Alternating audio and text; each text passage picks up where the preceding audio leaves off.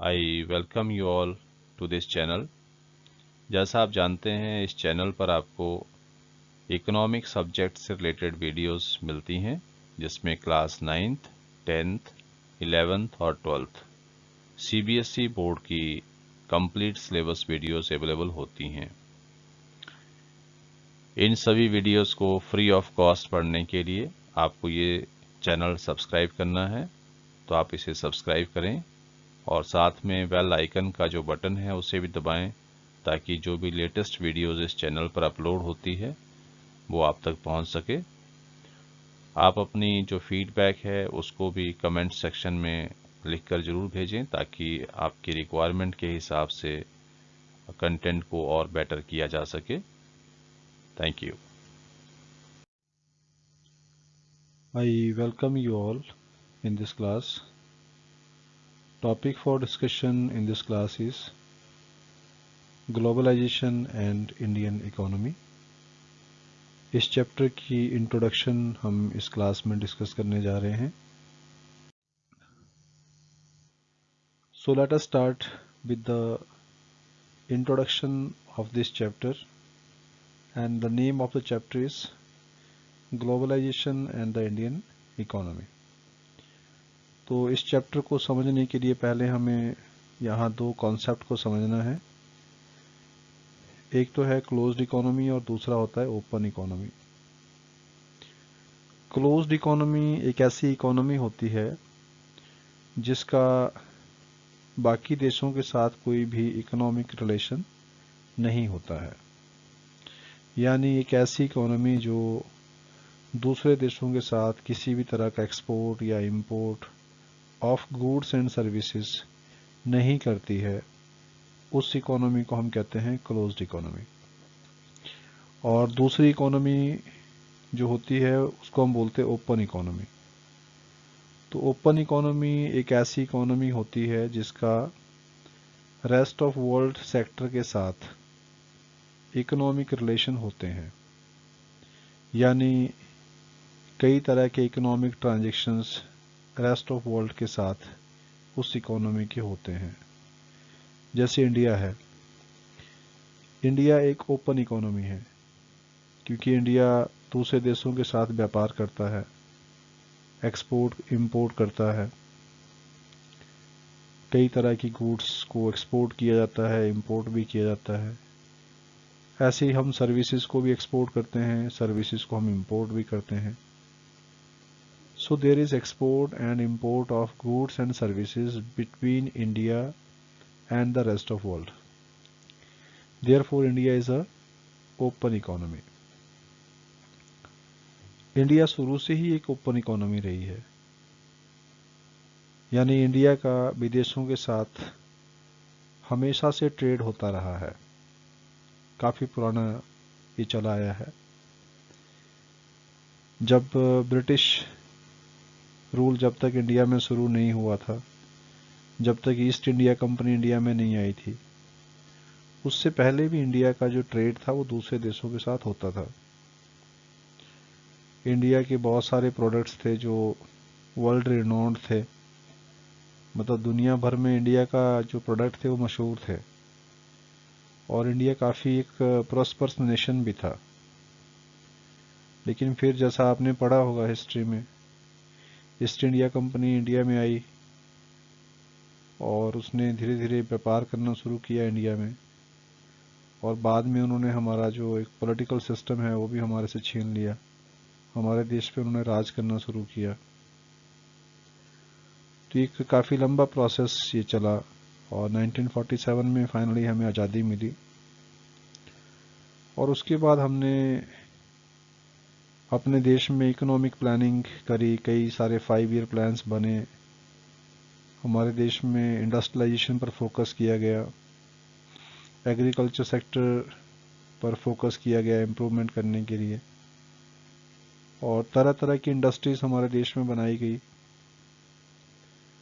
आपने green revolution के बारे में पढ़ा है 9th क्लास में, वो भी इंडिया में घटा. और इंडस्ट्रियलाइजेशन भी काफ़ी रैपिडली हुआ. बहुत तरह की इंडस्ट्रीज हमारे देश में बनाई गई. लेकिन इन सब के बावजूद भी हमारे देश में जो availability of goods and services थी उसमें वैरायटी नहीं थी। मतलब चीज़ें थी लेकिन उसमें बहुत सारे ब्रांड्स नहीं थे, बहुत सारे प्रोडक्ट्स नहीं थे। तो उन चीज़ों की कमी थी हमारे देश में। सो अब अगर हम बात करें availability of product before and after 1990, अगर हम 1990 से पहले की बात करें और 1990 के बाद की बात करें तो उसमें काफ़ी सारा परिवर्तन देखने को मिला है। 1990 से पहले हमारे देश में बहुत सारी ऐसी चीज़ें थी जिनकी भारी कमी थी, और ना केवल कमी थी बल्कि उसमें बहुत सारे ब्रांड्स होते ही नहीं थे। मतलब वैरायटी ऑफ गुड्स नहीं थी हमारे पास। जैसे अगर हम कार मार्केट की बात कर लें तो इंडिया में 1990 से पहले इंडिया की सड़कों पे एम्बेसडर, फिएट, मारुति 800, बस इसी तरह की कारें दिखाई देती थी। यही दो तीन ब्रांड थे और जो भी बहुत पुराने थे, आउटडेटेड हो गए थे एक तरह से ये। तो 1990 से पहले ये हालात थे इंडिया में। इसी तरह अगर हम स्कूटर की, बाइक की बात करें तो वो भी एक लिमिटेड ही अवेलेबिलिटी हुआ करती थी और बहुत ही कम प्रोड्यूसर थे इन चीज़ों के इंडिया में। इसी तरह से अगर हम डिजिटल कैमरास की बात करें तो उसकी भी अवेलेबिलिटी बहुत कम थी, लगभग ना के बराबर थी, और अगर थे भी तो उसमें वैरायटी नहीं थी। और इसी तरह से अगर हम टेलीफोन कनेक्शंस की भी बात करें, जैसे आपने लैंडलाइन फ़ोन्स को देखा होगा, तो पहले इंडिया में लैंडलाइन फ़ोन हुआ करते थे और वो भी बड़ी मुश्किल से कनेक्शन मिलता था। यानी किसी के घर में अगर टेलीफोन लग जाता था तो एक बहुत बड़ी बात होती थी वो लैंडलाइन फ़ोन, क्योंकि एक दो ही सर्विस प्रोवाइडर थे, बस बीएसएनएल था या एमटीएनएल था, बाकी तो सर्विस प्रोवाइडर बहुत ही कम थे। और आज आप देखते हैं कि मोबाइल फ़ोन की एक बहुत सारी वैरायटी हमारे पास अवेलेबल है, लेकिन 90s से पहले तो मोबाइल फ़ोन बहुत रेयर थे, कहीं बहुत ही कम लोगों के पास मोबाइल फ़ोन थे, क्योंकि अवेलेबिलिटी नहीं थी, बनते ही नहीं थे, मोबाइल फ़ोन थे ही नहीं। और थे भी तो कुछ बहुत सारी जो डेवलप्ड नेशन थे बस वहाँ तक ही लिमिटेड थे, या फिर हमारे देश में भी जो बहुत बड़े बड़े टॉप बिजनेसमैन हैं या टॉप पॉलिटिशियन हैं बस उनके पास ही हुआ करते थे, और उनमें भी कोई बहुत सारी वैरायटीज़ अवेलेबल नहीं थी।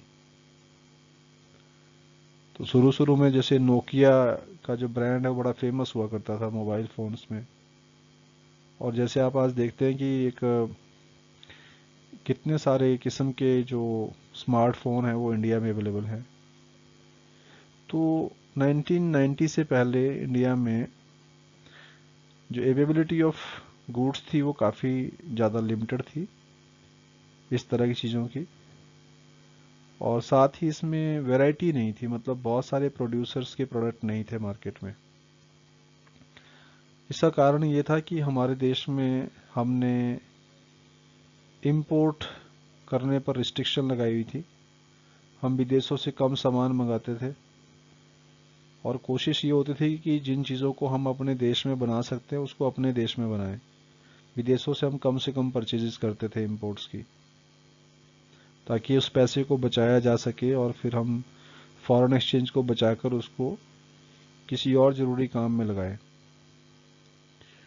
तो अल्टीमेटली 1990 तक जो स्थिति थी वो इस तरह की थी, लेकिन 1991 में इंडिया में इकोनॉमिक रिफॉर्म लाए गए, मतलब अर्थव्यवस्था में सुधार शुरू किए गए, और एक नई इकोनॉमिक पॉलिसी हमने अडॉप्ट की 1991 में, जिसका नाम है एलपीजी पॉलिसी। एल का मतलब है liberalisation, P stands for privatisation and G stands for globalisation. तो ये तीन चीज़ों की तरफ फोकस किया गया है इंडियन इकोनॉमी में, लिबरलाइजेशन, प्राइवेटाइजेशन एंड ग्लोबलाइजेशन। ये 1991 में इकोनॉमिक पॉलिसी शुरू की गई थी। अभी 2021 चल रहा है, तो यानी 30 साल पहले ये पॉलिसी शुरू की गई थी इंडिया में। और उस समय के जो अवेलेबिलिटी ऑफ प्रोडक्ट्स थे उसके बारे में हम ऑलरेडी डिस्कस कर चुके हैं। लेकिन उसके बाद हमारे देश में इस पॉलिसी को फॉलो करने के बाद काफ़ी सारे सुधार आए। हमारे देश में प्राइवेट सेक्टर की बहुत सारी इंडस्ट्रीज स्टार्ट की गई और तरह तरह की चीज़ें बनने शुरू हुई। तो एक तरह से प्रोडक्शन एक्टिविटी बढ़ी हमारे देश में। तो आज आप देख रहे हैं कि जो number of cars and the number of brands has increased. India में तरह तरह की कारें, लगभग हर तरह की कार जो भी पूरे विश्व भर में बनती है वो इंडिया में बिकती है। कार कहीं भी बन रही हो, अमेरिका में बन रही हो, जर्मनी में बन रही हो, जापान में बन रही हो, उस तरह की कारें इंडिया में उसकी डिमांड होती है। तो इंडिया में एक काफ़ी सारी डिमांड है इन चीज़ों की, और साथ में अवेलेबिलिटी भी है, क्योंकि बहुत सारी जो मल्टीनेशनल कंपनीज हैं, ऐसी कंपनी जो एक से ज़्यादा देशों में अपना बिजनेस करती है, उसको मल्टीनेशनल कंपनी कहते हैं। उनके द्वारा इस तरह की प्रोडक्ट्स बनाए जाते हैं, उनके द्वारा ऐसी चीज़ों का उत्पादन किया जाता है, और आज हम उसको परचेज कर पाते हैं, क्योंकि आज टाइम किस चीज़ का है, ग्लोबलाइजेशन का है। तो ग्लोबलाइजेशन का मतलब क्या होता है कि जब इकोनॉमीज को इंटेग्रेट करते हैं उसको हम कहते हैं ग्लोबलाइजेशन। जब इंटेग्रेशन और इंटरकनेक्शन बिटवीन द इकोनॉमीज होता है through the flow of goods and services, flow of investment and technology, and movement of the people between the different Nations, इसको हम आगे चलकर और डिटेल में डिस्कस करेंगे। तो अभी इंट्रोडक्शन में हमने इतना ही समझना है कि जब तक हमारे यहाँ पर इकोनॉमिक पॉलिसीज़, जो न्यू इकोनॉमिक पॉलिसी है, एलपीजी पॉलिसी जिसको हम कहते हैं, जब तक ये शुरू नहीं की गई थी इंडिया में, तब तक हमारे पास अवेलेबिलिटी ऑफ गुड्स जो थी वो कम थी, और साथ ही वैरायटी भी बहुत ज़्यादा कम थी। तो जैसे अगर हम मोबाइल फ़ोन की बात करें तो आज आप देख रहे हैं कितनी तरह के स्मार्टफोन आपके पास अवेलेबल हैं, बहुत तरह के ब्रांड्स हैं, बहुत सारी कंपनीज हैं। इसी तरह से जो नेटवर्क प्रोवाइडर कंपनीज हैं वो भी काफ़ी सारी बड़ी हैं, जैसे जियो है, वोडाफोन है, आइडिया है, और भी बहुत सारे नेटवर्क्स हैं। तो उससे लोगों को कम्युनिकेशन में काफ़ी हेल्प मिली है, इजी हुआ है कम्युनिकेशन करना। इंटरनेट की सर्विस प्रोवाइडर कंपनीज बहुत सारी हो गई हैं। तो अल्टीमेटली मतलब एक तरह से बहुत सारे ब्रांड्स मार्केट में आए हैं, बहुत सारे जो availability of goods and services है वो बढ़ी है। तो ये सब जो है वो ग्लोबलाइजेशन की वजह से ही पॉसिबल हो पाया है। इसी तरह आप क्लॉथिंग में देख लीजिए, आज की डेट में कितने सारे ब्रांड्स अवेलेबल हैं, कपड़ों के भी बहुत सारे ब्रांड हैं, जो कोई यूके का है, कोई यूएसए का है। इंडिया में बहुत सारे शोरूम खुले हुए हैं, पीटर इंग्लैंड का है या बाकी और है। तो कितने सारे ब्रांड्स अवेलेबल हैं, मतलब एक तरह से कंज्यूमर के पास चॉइस हो गई है। ई टेबल्स में भी आप देखेंगे तो बहुत सारी ऐसी चीज़ें मिलेंगी जो दुनिया के अलग अलग देशों में प्रोड्यूस होती हैं, वो हमारे देश में बिकती हैं। इसी तरह फ्रूट जूसेस हैं, बहुत तरह के उसमें वैरायटी है। तो एक तरह से हम ये कह सकते हैं कि मतलब ग्लोबलाइजेशन की वजह से जो availability of goods and services है वो बढ़ी है हमारे पास, और ना केवल अवेलेबिलिटी बढ़ी है बल्कि उसमें चॉइस मेकिंग भी बढ़ी है। मतलब कंज्यूमर के पास बहुत तरह के प्रोडक्ट हो गए, वैरायटी है एक तरह से। अब आप मार्केट में कोई भी कार खरीदने जाते हो तो you have many options, you have lots of options. आप अपने बजट के हिसाब से बहुत सारे कारें हैं जिनको आप चूज़ कर सकते हैं। You can choose one out of many, तो you have the choice making capacity. इस तरह मोबाइल फ़ोन है, कितनी सारी कंपनीज हैं जो मोबाइल फ़ोन बेचती हैं, डिजिटल कैमराज हैं, या जो भी चीज़ें हैं इस तरह की। तो अल्टीमेटली उससे फ़ायदा हमें मिला है एज ए कंज्यूमर। तो इन चीज़ों को ही हम आगे चल के डिस्कस करेंगे काफ़ी सारा डिटेल में। तो इंट्रोडक्शन में बस इतना ही समझना है हमने कि जैसे पिछले 2-3 दशकों में जो एक तरह से ब्रांड्स की नंबरिंग है वो काफ़ी बड़ी है। Availability of variety of goods काफ़ी ज़्यादा बड़ी है, जिससे कंज्यूमर्स को फ़ायदा हुआ है। और अब जो प्रोडक्शन होता है वो सिर्फ एक देश के अंदर नहीं होता है, बल्कि दुनिया के अलग अलग देशों में अलग अलग पार्ट्स का प्रोडक्शन होता है किसी भी चीज़ के, और फिर उसको मल्टीनेशनल कंपनी जो है वो असेंबल करती हैं और अलग अलग देशों में उसको फिर बेचती हैं। तो ये एक बहुत लंबा प्रोसेस है, और इसको हम आगे आने वाले जो टॉपिक्स हैं उसमें इसको डिटेल में डिस्कस करेंगे। सो इस क्लास के लिए बस इतना काफ़ी है। आपको ये समझना है कि ग्लोबलाइजेशन क्या है, और फिर इंडियन इकोनॉमी में ग्लोबलाइजेशन शुरू हुआ था 1991 में, तो उसका बेनिफिट मिला है इंडिया को। हमारे यहाँ पर जो availability of goods and services है वो काफ़ी ज़्यादा बड़ी है पहले से, और उससे कंज्यूमर को फ़ायदा हुआ है। I hope that you like this content. So, dear students, if you find this content meaningful and helpful to you, then please share it to other students also, so that they can also be benefited from this. Thank you.